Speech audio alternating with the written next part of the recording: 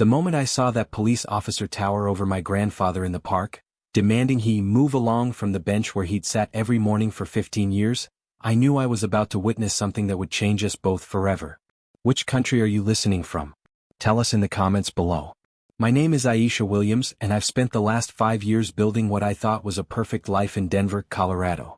As a civil rights attorney, I believed I understood the complexities of racial discrimination in America. I'd studied it in law school, argued cases about it in courtrooms across the state, and helped dozens of clients navigate its painful realities. But nothing, absolutely nothing, had prepared me for the moment I would watch my own family become a target. The irony wasn't lost on me. Here I was, a woman who had dedicated her entire career to fighting systemic racism, someone who could quote civil rights legislation chapter and verse, who had successfully sued 3 police departments for misconduct, and who had been featured in Colorado Law magazine as one of the rising stars in civil rights advocacy. Yet when I saw my grandfather being harassed, I felt the same helplessness that every family member feels when watching their loved one face discrimination. My journey to becoming a civil rights attorney wasn't accidental. It was born from a childhood spent listening to my grandfather's stories about growing up in Jim Crow, Mississippi, about being denied service at restaurants, about having to use separate water fountains, about watching his friends get beaten for looking at white women the wrong way. Grandpa Joe had lived through the worst of American racism, and somehow emerged with his faith in humanity intact. After my parents died in a car accident when I was 12, a drunk driver ran a red light on their way home from my school play.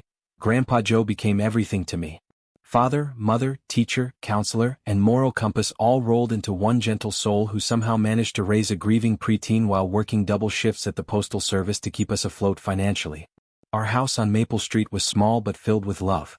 The walls were covered with family photos spanning 3 generations, my grandmother's watercolor paintings of wildflowers, and my academic achievements that Grandpa Joe displayed with the pride of a man who had never finished high school himself but understood the power of education. Every morning he would wake up at 5:30 a.m., make us both breakfast, pack my lunch with a handwritten note of encouragement, and walk me to the bus stop before heading to his own job. But his real passion, his daily ritual that kept him grounded and peaceful, was his morning visits to Riverside Park. This wasn't just a casual stroll or a way to get exercise. It was his meditation, his therapy, his connection to something larger than himself. He would leave the house at exactly 7:15 a.m., carrying his worn leather journal, a gift from my grandmother before she passed, and a thermos of coffee that could wake the dead. The journal was everything to him. It contained 40 years of thoughts, observations, letters to my deceased grandmother, poetry about changing seasons, reflections on neighborhood politics, sketches of interesting people he met, and detailed accounts of every major family milestone. He would sit on that bench under the old oak tree, writing with the concentration of a scholar working on his dissertation.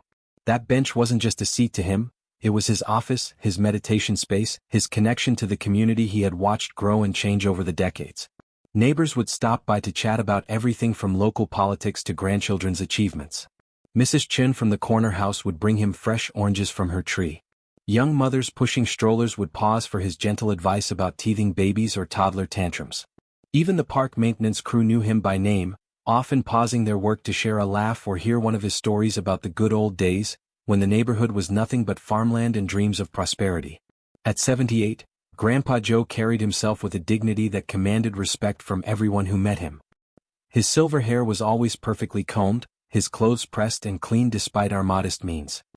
He spoke with the measured cadence of someone who had seen enough of life to choose his words carefully, but his eyes still sparkled with the mischief of a man who refused to let the world's cruelty diminish his joy. He had a way of making everyone feel heard, valued, and important regardless of their age, race, or social status. The neighborhood had changed dramatically since he first started visiting the park. What was once a predominantly working-class African-American community had gradually gentrified, bringing young professionals, trendy coffee shops, and considerably higher property taxes. But through all the changes, Grandpa Joe remained a constant, a bridge between the old neighborhood and the new, someone who remembered when Mrs. Patterson's house was a corner grocery store and when the fancy yoga studio used to be Murphy's Auto Repair. I had just finished one of the most challenging cases of my career, defending a young black teacher named Marcus Thompson who'd been wrongfully terminated for cultural insensitivity after teaching a unit on African American history that made some white parents uncomfortable. The case had taken 8 months, required dozens of depositions, and culminated in a settlement that not only reinstated Marcus but also mandated diversity training for the entire school district. The victory had been sweet, but emotionally draining in ways that even years of civil rights work hadn't prepared me for. The opposing attorneys had tried every trick in the book to discredit Marcus, painting him as an angry black radical who was trying to indoctrinate children with divisive racial ideology.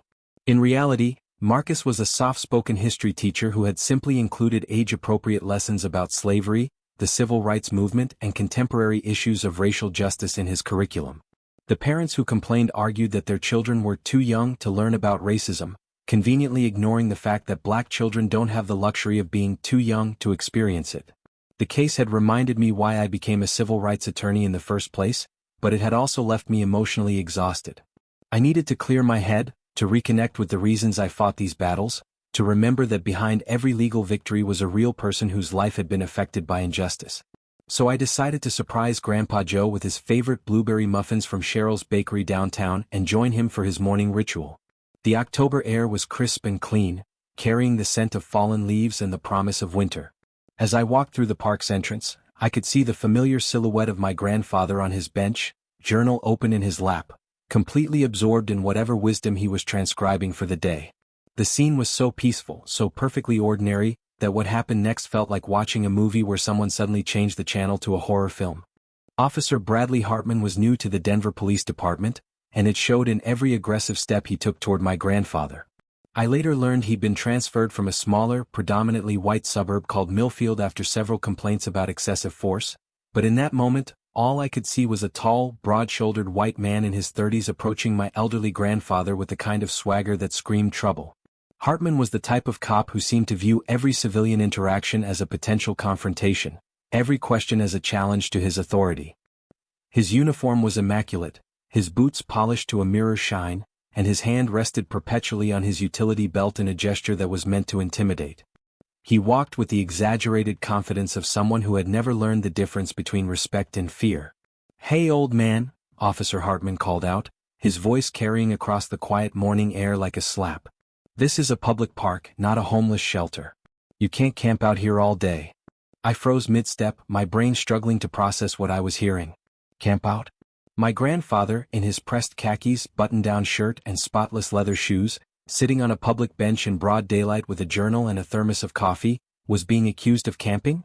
The absurdity of it would have been laughable if the situation weren't so dangerous. Grandpa Joe looked up from his journal with the patient expression he'd perfected over decades of dealing with ignorant comments. I could see him taking a mental inventory of the situation. Young officer, aggressive posture, early morning when few witnesses were around. His survival instincts, honed by 78 years of navigating racism in America, were clearly kicking in. "Good morning, officer," he said, his voice steady and respectful. "I'm just enjoying the morning air and writing in my journal. Is there a problem?" I could hear the careful modulation in his tone, the way he stripped any hint of challenge or confrontation from his words. This was a man who had learned long ago that survival sometimes meant swallowing your pride, that being right wasn't worth being dead. "The problem," Hartman said, moving closer until he was looming over the bench, his shadow falling across my grandfather's journal, "is that we've had complaints about vagrants in this area. And you've been sitting here for what, 2 hours? That's loitering." My heart began to race as I processed the lies being told. 2 hours? It was barely 8 a.m., and Grandpa Joe never arrived before 7:30. Even if he had been there for 2 hours, since when was sitting on a public bench illegal? And complaints about vagrants? The only vagrant in this scenario was an elderly black man who had the audacity to exist in a public space. "Officer," my grandfather said, his tone remaining calm despite the obvious tension, "I live 6 blocks from here on Maple Street. I come to this park every morning to write and think. I've been doing this for 15 years. The other officers know me. Officer Martinez usually waves when he drives by on his morning patrol." It was true. Officer Carlos Martinez had been working this beat for 3 years and had struck up countless friendly conversations with my grandfather.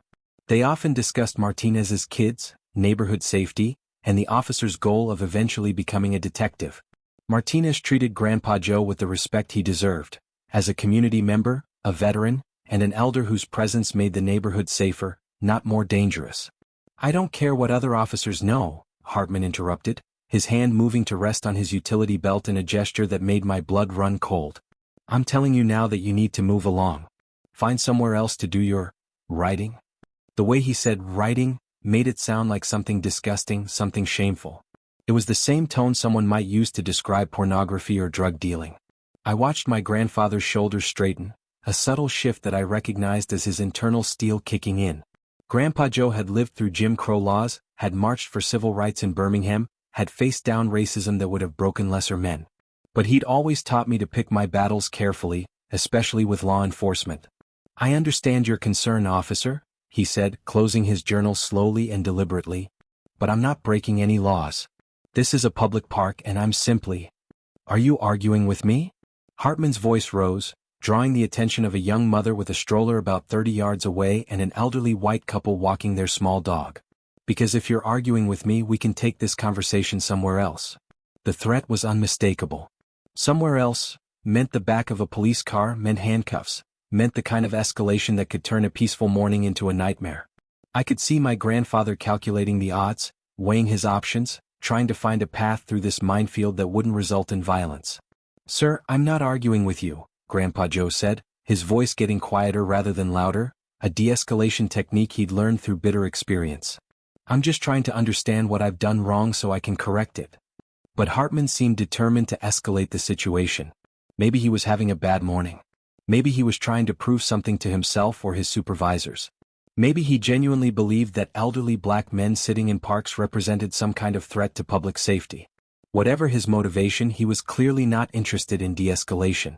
What you've done wrong, Hartman said, stepping even closer to the bench, is refusing to comply with a lawful order from a police officer. I told you to move along, and you're sitting here arguing with me instead. That's when I snapped out of my frozen state and started moving toward them, my phone already in my hand. But I was still 50 yards away when things escalated beyond my worst fears. Look, my grandfather said, starting to stand up slowly from the bench, his movements careful and deliberate. I don't want any trouble. I'll just... Don't move. Hartman barked, his hand now actually touching his weapon. Keep your hands where I can see them. The absurdity of it hit me like a physical blow. My 78-year-old grandfather, all 160 pounds of him, moving with the careful deliberation of someone with arthritis in his knees, was being treated like a dangerous criminal for the crime of standing up from a park bench while black. Officer, please, Grandpa Joe said, raising his hands slightly, his journal still clutched in his right hand. I'm not a threat to anyone. I'm just trying to drop whatever's in your hands. Now. And that's when I started running, my legal training warring with my family loyalty, my professional objectivity crumbling in the face of watching my grandfather being terrorized by someone who was supposed to protect and serve. The scene unfolding before me was like something out of a nightmare. Here was a man who had served his country in Vietnam, who had worked for 30 years delivering mail to every house in his neighborhood, who had raised me with nothing but love and wisdom, being treated like a criminal for the crime of existing while black in a public space. Drop it. Drop it now. Hartman was shouting, and I could see my grandfather's hands trembling, not with fear, but with the rage of a man who had endured this kind of treatment too many times in his life. The worn leather journal fell to the ground, its pages fluttering open to reveal his careful handwriting. Thoughts about his late wife, observations about the changing neighborhood, letters to family members who had passed away. The journal hit the ground with a soft thud that seemed to echo across the park. Those pages contained 40 years of my grandfather's thoughts, dreams and memories. To see them scattered on the ground because some power-hungry cop couldn't handle the sight of a black man reading in public felt like witnessing a desecration. Grandpa! I called out as I approached, but Hartman whipped around at the sound of my voice, his entire body tensing like a coiled spring. Stay back, he ordered, his hand still hovering near his weapon. This doesn't concern you. That's my grandfather, I said, forcing my voice to remain calm despite the adrenaline coursing through my veins like liquid fire. And you're absolutely right, this doesn't concern anyone because he hasn't done anything wrong. Hartman's eyes narrowed as he took in my appearance. A young black woman in a tailored business suit, clearly educated, clearly not intimidated by his badge or his bluster. I could see the mental calculations happening behind his eyes, the slight confusion that came from confronting someone who didn't fit his narrow expectations of how black people were supposed to respond to police authority. Ma'am, your grandfather was loitering and became argumentative when asked to move along. Now I need you to step back while I handle this situation. Handle what situation? I asked, pulling out my phone and opening the camera app with deliberate slowness. The situation where a man sits on a public bench reading and writing? The situation where he exercises his First Amendment right to peaceful assembly? The situation where an elderly veteran is being harassed for existing while black? Turn that camera off, Hartman demanded, his voice rising in pitch as he realized that his actions were being documented. No, I said simply, holding the phone steady and making sure the camera captured both his face and his badge number. I'm a United States citizen standing in a public park, documenting a police interaction. That's my constitutional right, and unless you're prepared to arrest me for exercising that right, this camera stays on. By now we had an audience. The young mother with the stroller had stopped to watch, her own phone out and recording. The elderly white couple had moved closer, and I could hear the woman whispering urgently to her husband about calling someone. A jogger had slowed to a walk, clearly sensing the tension in the air. A maintenance worker had stopped raking leaves to watch the confrontation unfold. "Officer," my grandfather said quietly, his voice carrying the dignity that had sustained him through decades of discrimination, "could you please explain what law I've broken? I'm happy to comply with any lawful order, but I'd like to understand what I've done wrong." It was a simple question, asked with respect and humility. But it was also a trap, because the truth was obvious to everyone watching. Grandpa Joe had broken no laws. He was guilty of nothing more than existing in a space while black. And even this rookie cop seemed to be realizing how ridiculous the situation had become. Hartman's face was growing redder by the minute. The simple question had clearly flustered him because there was no good answer. He couldn't point to a specific law that had been broken, couldn't articulate a legitimate reason for the confrontation, couldn't justify his aggressive behavior to the growing crowd of witnesses. "You were reported as a suspicious person," Hartman said, grasping for justification like a drowning man reaching for a life preserver. "Reported by whom?" I asked, my legal training taking over as I sensed weakness in his position. "And suspicious of what? Reading? Writing? Enjoying nature? Being black in public?" "Look, lady, I don't have to justify my actions to you." "Actually," I interrupted, reaching into my purse and pulling out my business card, "you do. I'm Aisha Williams, civil rights attorney with Morrison, Clark & Associates. And unless you can articulate a specific, observable crime that my grandfather has committed, you're currently engaging in harassment and racial profiling in violation of his 4th and 14th Amendment rights." The change in Hartman's demeanor was immediate and obvious. The swagger disappeared, replaced by something that looked suspiciously like fear. He glanced around at the growing crowd of witnesses, all with their phones out, all recording his every move. This was clearly not how he had expected his morning to go. We received a complaint about," he stammered, clearly improvising now. "About what?" I pressed, stepping closer and speaking with the authority I'd learned to project in courtrooms across the state. "About an elderly black man sitting on a bench? In a public park that he's been visiting for 15 years? Officer, I need your name and badge number for my report." "Hartman," he said reluctantly. "Badge 2847. I made a show of typing the information into my phone, knowing that the simple act of documentation was often enough to change an officer's behavior. "Officer Hartman, are you new to this precinct?" His silence was answer enough. "Because if you weren't new, you'd know that my grandfather is somewhat of a local fixture here. Mr. Joseph Williams, decorated Vietnam veteran, retired postal worker, and one of the most respected members of this community. The man who helped organize the Neighborhood Watch program that's probably made your job easier. The man who's never had so much as a parking ticket in his entire life." I could see the realization dawning in Hartman's eyes, the understanding that he'd picked the wrong target on the wrong day. But his pride, his need to save face in front of the growing crowd, wouldn't let him back down gracefully. "Ma'am, I was just doing my job." "Your job," I said, my voice carrying the moral authority that came from years of fighting injustice, "is to serve and protect. Not to harass elderly citizens for existing in public spaces. Not to terrorize veterans who've served this country with honor. Not to make assumptions about criminality based on skin color." The crowd was growing larger now. Word was spreading through the park that something significant was happening.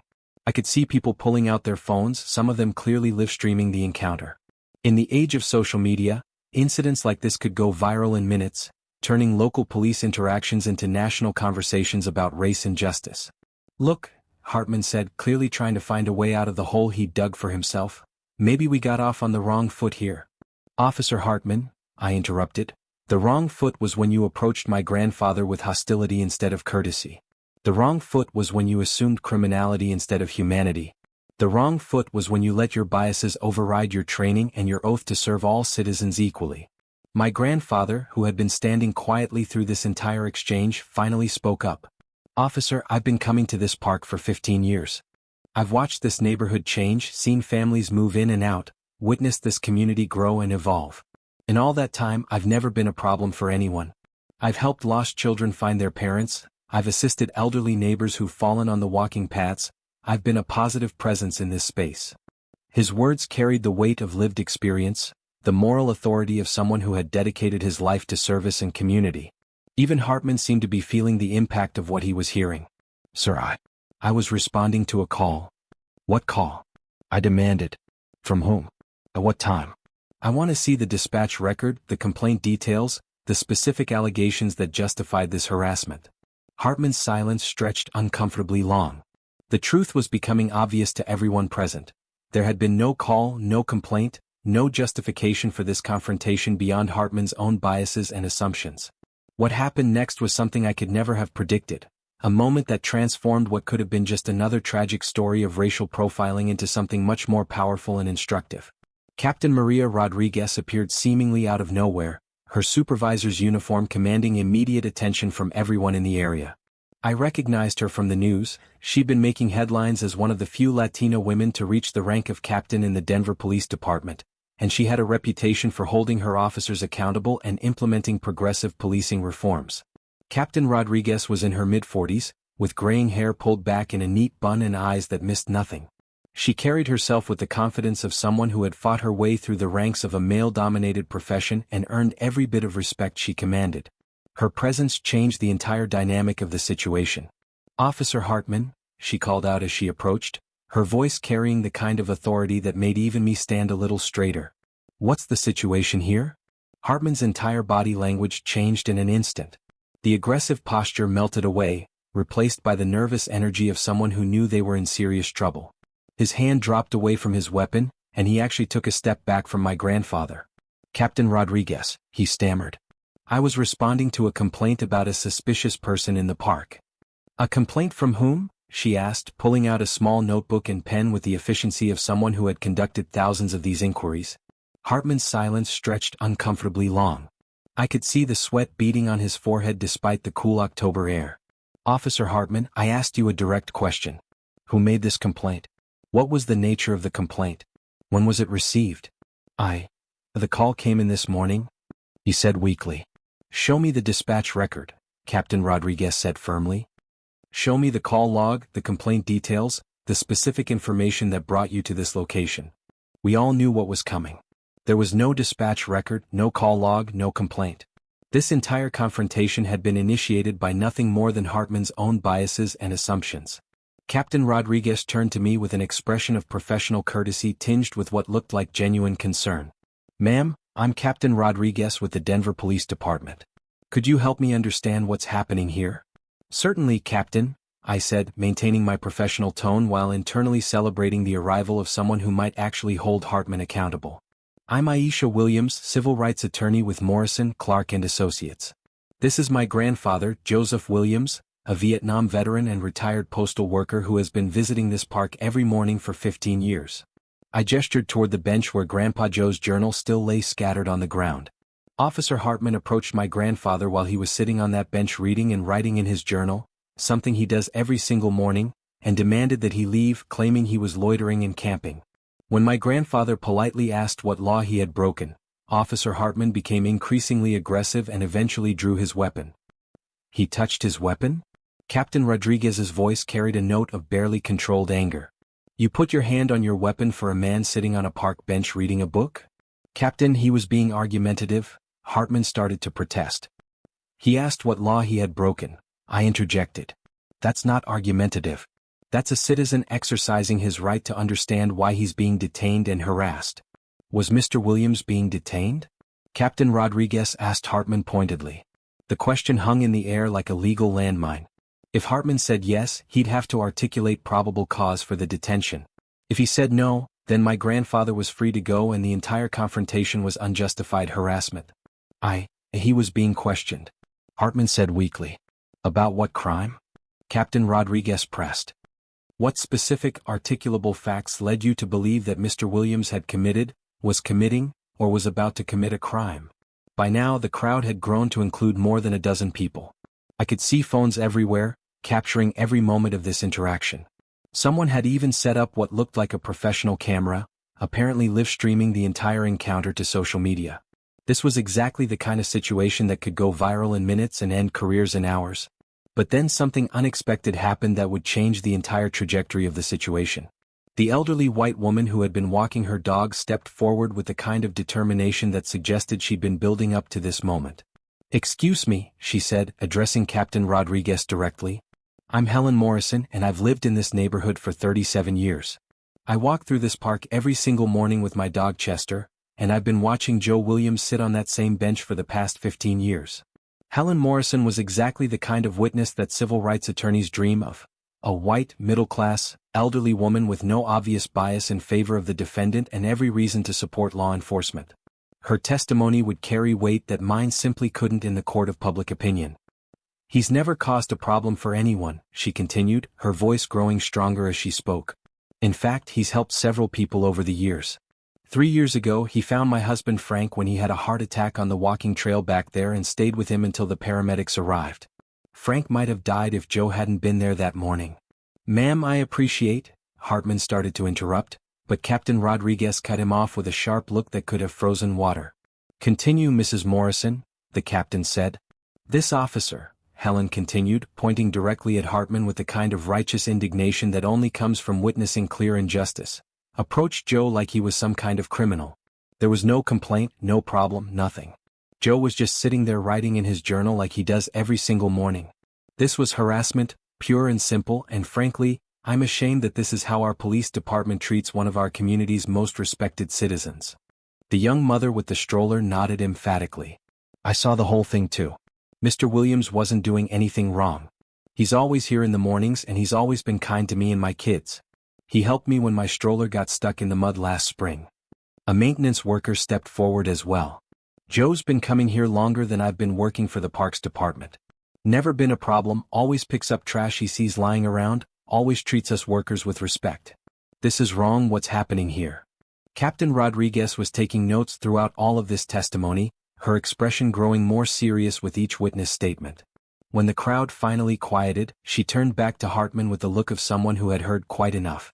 "Officer Hartman, you're going to return to your vehicle immediately. Consider this an official reprimand, and report to my office at 0800 tomorrow morning.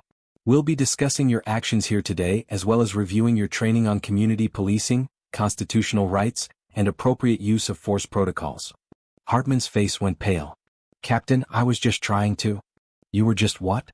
Harassing an elderly veteran for sitting on a public bench? Creating a potential incident that could damage our department's relationship with this community? Making assumptions about criminality based on nothing more than racial bias." The silence that followed was deafening. Hartman stood there for a moment, clearly wanting to argue but recognizing that he was already in enough trouble. Finally he turned and walked away, his shoulders slumped in defeat, his swagger completely deflated. But Captain Rodriguez wasn't finished. She approached my grandfather, who had been standing quietly through the entire exchange, his dignity intact despite the humiliation he'd endured.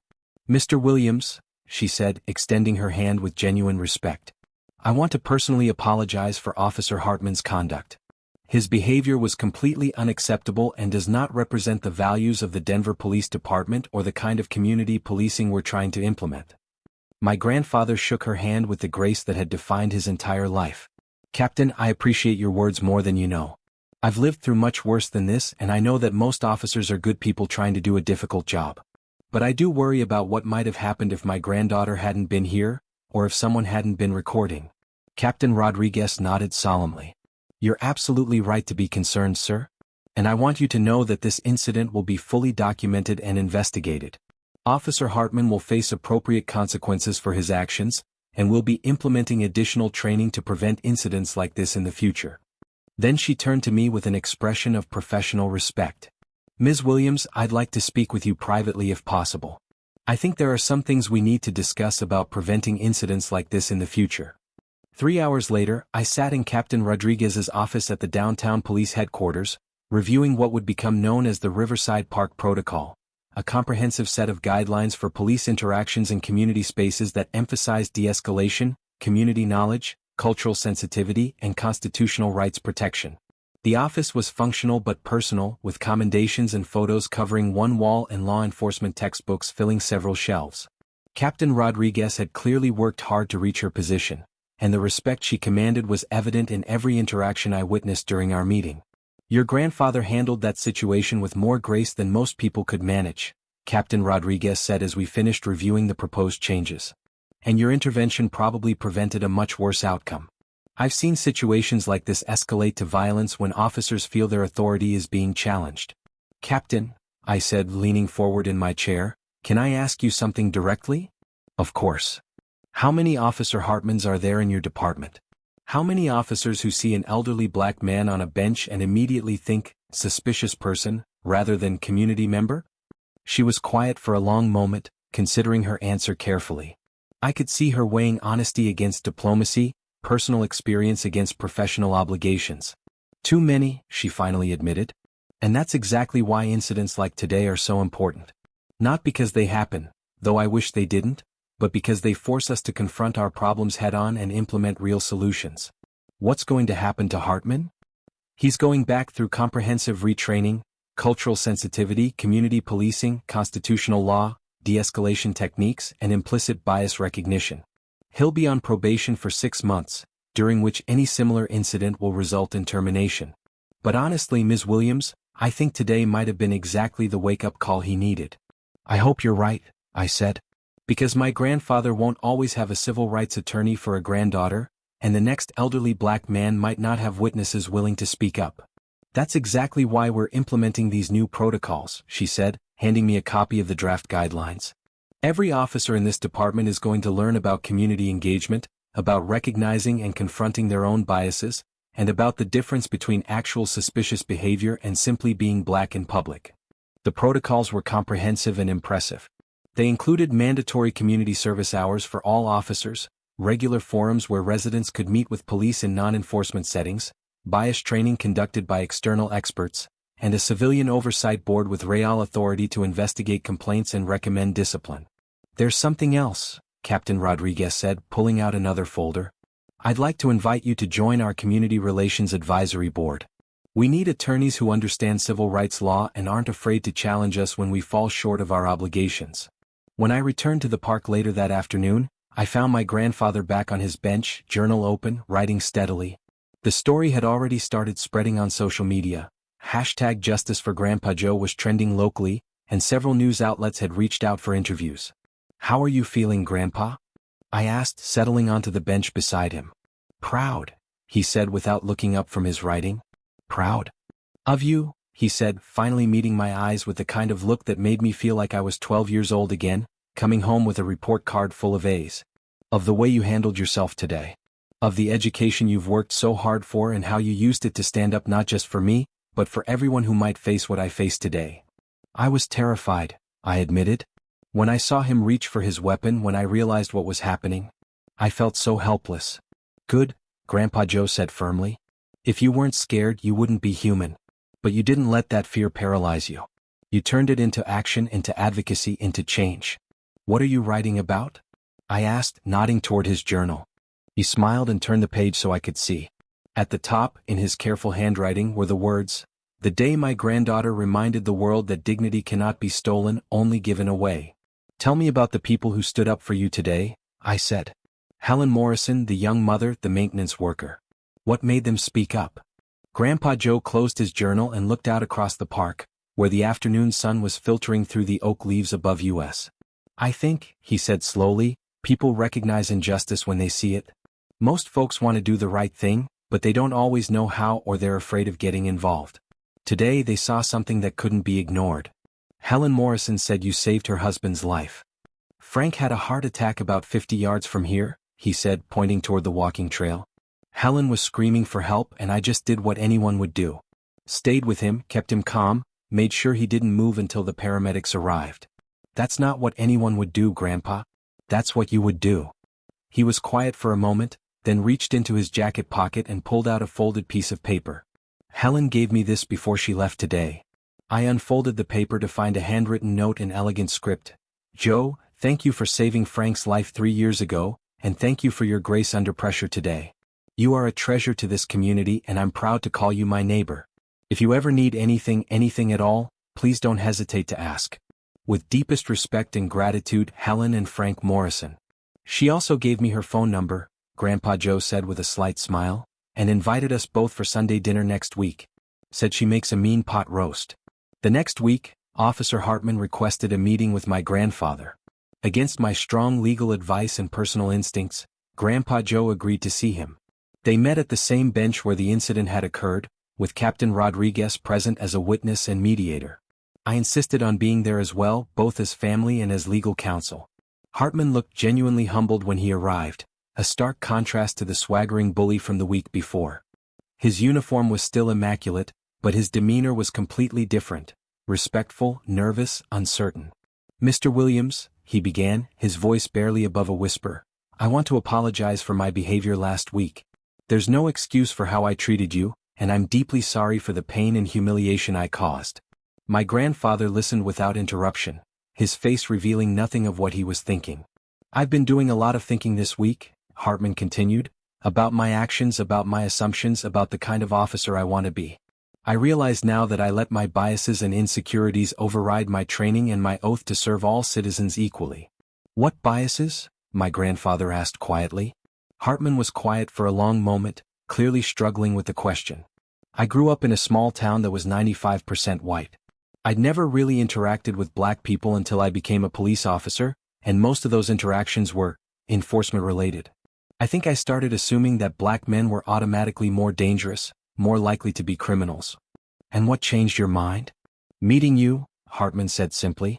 Realizing that I'd made all these assumptions about you based on nothing but your race. Learning about your service to our country, your work in the community, your character. Understanding that I'd terrorized a man who's contributed more to society than I probably ever will.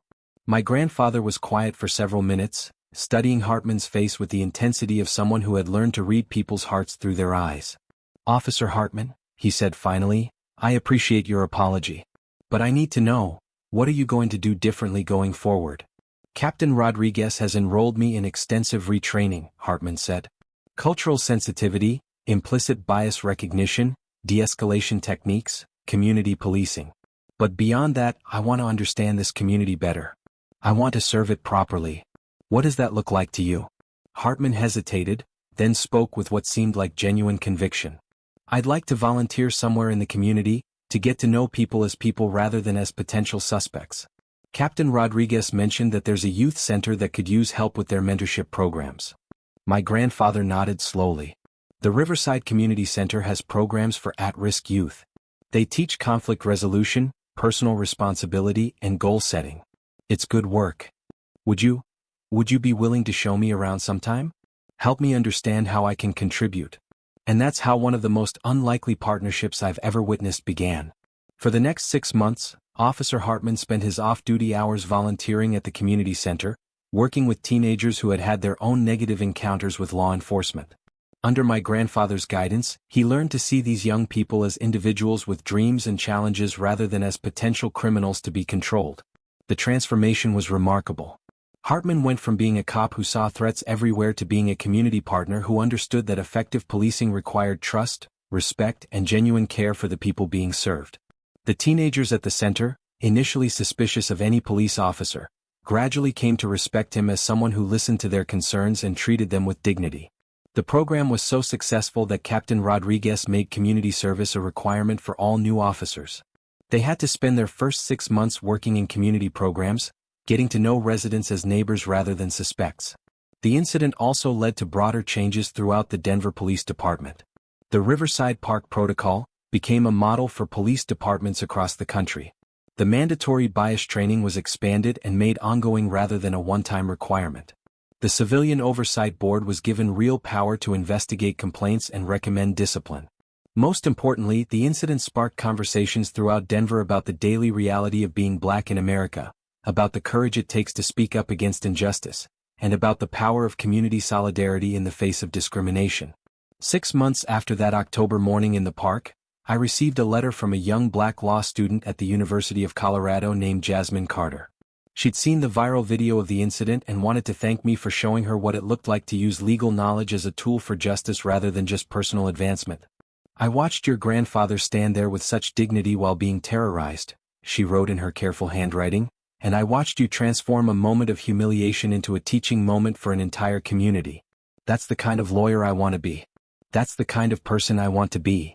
Her letter reminded me of something my grandfather had written in his journal that day. "They tried to make me small, but my granddaughter showed them we are giants." The truth is, racism didn't disappear from Denver that day.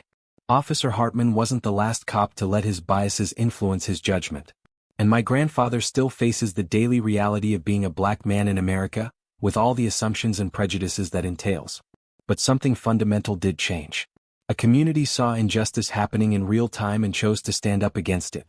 A police captain chose accountability over the protection of a bad officer. A young cop learned that his actions have consequences and that serving the community means actually understanding and respecting that community. And an elderly man's dignity remained intact despite someone's attempt to strip it away. I think about that morning often, especially when I'm working on difficult cases or when the weight of systemic racism feels overwhelming. I remember the sound of my grandfather's voice as he politely asked what law he had broken, the quiet dignity he maintained even while being terrorized.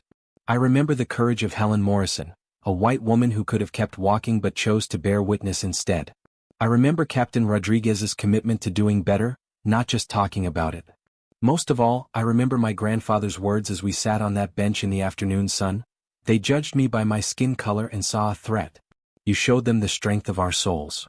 The bench in Riverside Park now has a small plaque next to it, installed by the Neighborhood Association 6 months after the incident, in honor of all who seek justice with dignity and speak truth with courage.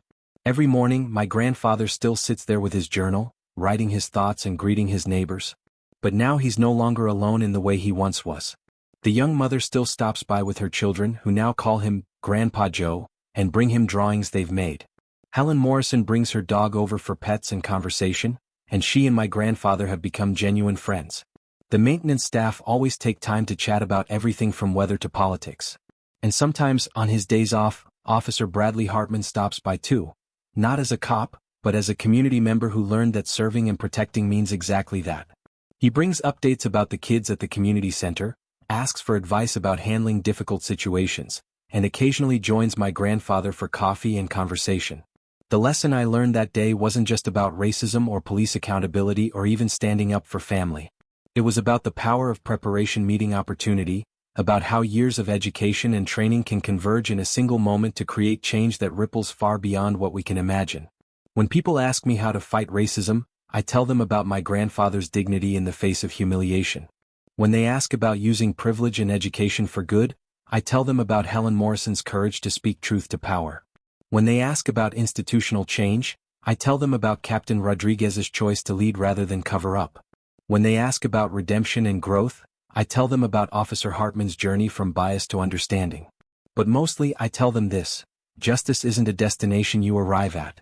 It's a direction you choose to walk in, every single day, with every decision you make about how to treat your fellow human beings. They tried to diminish my grandfather that October morning.